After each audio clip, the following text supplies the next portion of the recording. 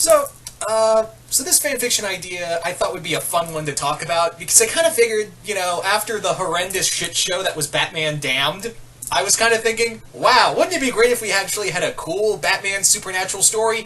And the thing is that we've had really cool supernatural Batman stories in the past. I mean, my personal favorite of that genre of Batman is Batman Gothic by Grant Morrison and Klaus Janson. That's probably one of my favorite Batman comics ever.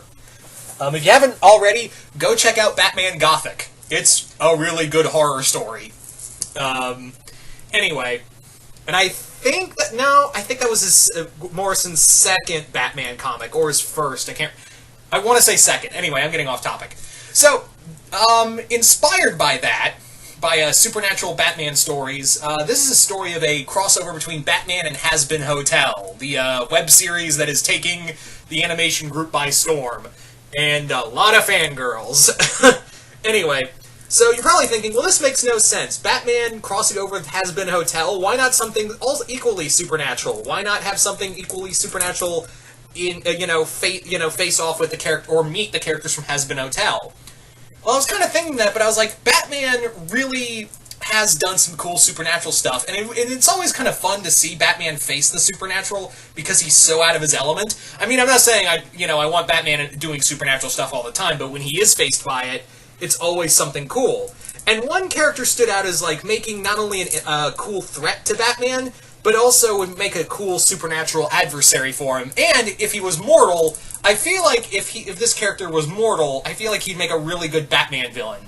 And that is Alastor.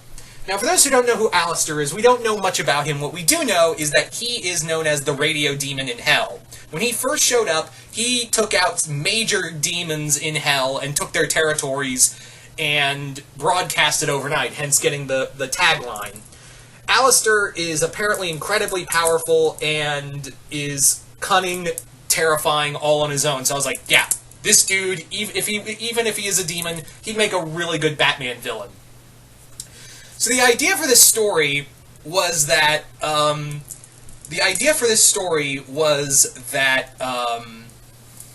in here, Batman has been following a lot of cases of people becoming inexplicably violent. Not because of, they see demons or anything, they just, snap. And it goes from rich people, poor people, people without, who've not committed crimes or have committed crimes. It's random, convicts, people, and the only people who aren't affected by this are the people who are locked up in Arkham. Only the insane are unaffected by whatever's going on. And Batman really is thinking that maybe this is something to do with Arkham, but he really starts to think, when he presses further into it, he starts to notice that, yeah, this is not Arkham, this is something else.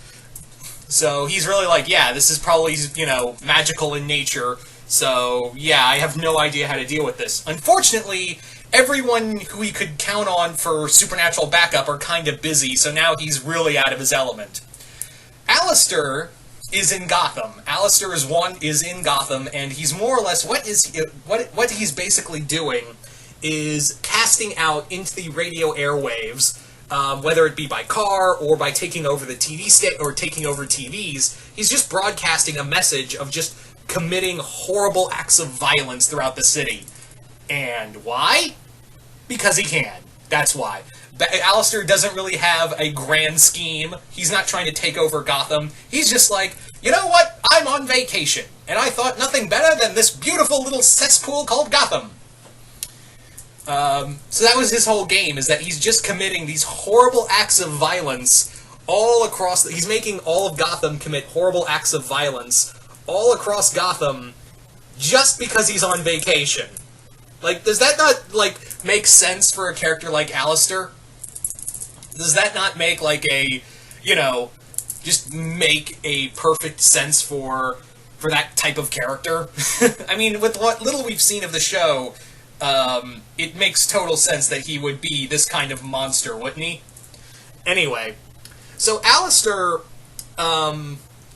brings this kind of level of terror to Batman because he can just reach out and attack Batman whenever he wants to. He really can just flip a switch. He actually, I had in mind where he actually takes over.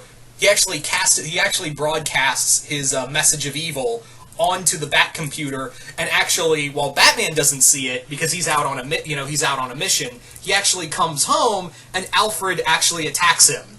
I was actually considering having Robin here, Robin and Batgirl here, so he had to fight the rest of the Bat family. But I was like, nah, it'd be kind of like, this just seems like a cool like solo Batman story.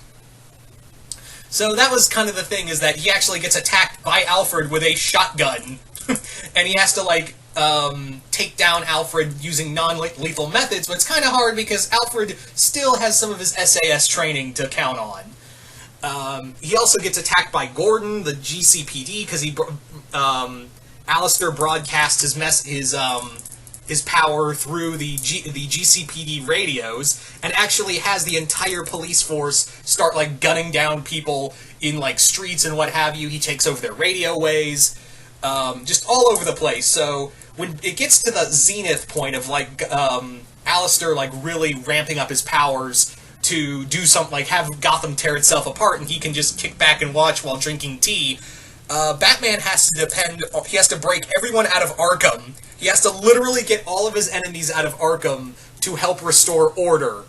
Because, yeah, only in a city gone mad, only the insane can bring order. So, that was kind of the whole thing, is that Batman has to swallow his pride, because he can't trust Alfred, he can't reach the rest of the Bat family. He's fighting an opponent who is leagues above him.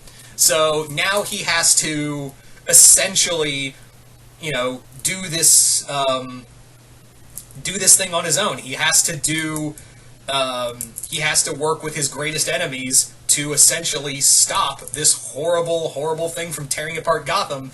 And this demon who's just doing this not because he hates Gotham or hates Batman or anything, he's just on vacation. That's really all Alastor's here for. He's just here on vacation. And I thought that'd be like just a great juxtaposition for a Batman villain. I mean, we've seen that with some, like Joker, obviously, and a few others. But what really made me like go, wouldn't it be interesting if we just had a villain, with someone with that kind of Joker mentality of just doing because I want to. What if you gave that power and ramped it up with supernatural abilities? And in a weird way, that makes sense for Alastor, because the dude clearly knows that how powerful he is and knows what he wants to do with it, and he knows he can throw it around, and no mere human is going to stop him.